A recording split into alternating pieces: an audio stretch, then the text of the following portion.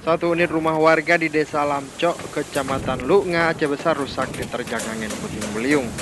Tidak ada korban jiwa dalam peristiwa tersebut.